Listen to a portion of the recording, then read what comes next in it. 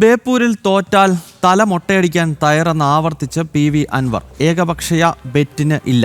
AN ഷംസീറിനെ വെട്ടിനിരത്തിയ CPM KK ശൈലജയെയും തോക്കാനാണ് പേരാവൂരിൽ മത്സരിപ്പിച്ചതെന്നും Anwar ആരോപിച്ചു. ഇവിടെ നമ്മുടെ സ്പീക്കർ ഷംസീർ ഈ തെരഞ്ഞെടുപ്പിൽ വെട്ടി നിരത്തപ്പെട്ട വ്യക്തിയാണ്. അതിൻ്റെ ഒരു ഇഫക്റ്റ് ഇല്ലാതെ പോകുമെന്ന് നിങ്ങൾ കരുതുന്നുണ്ടോ? ടീച്ചറെ എന്തുകൊണ്ടാണ് ഈ പറയുന്ന സണ്ണിക്കെതിരെ കൊണ്ടുപോയി മത്സരിപ്പിക്കുന്നത്? ഒറ്റ കാരണമേ ഉള്ളൂ.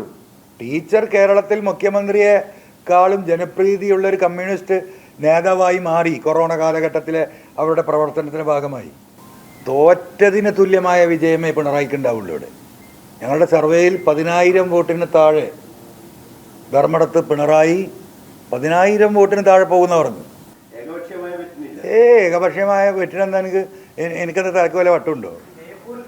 അങ്ങനെ മൊട്ട അടിക്കുകയാണെങ്കിൽ വല്ല ബാർബർ ഷോപ്പിൽ വല്ല ഒഴിവുണ്ടോ തെരഞ്ഞെടുപ്പ് കഴിഞ്ഞാൽ?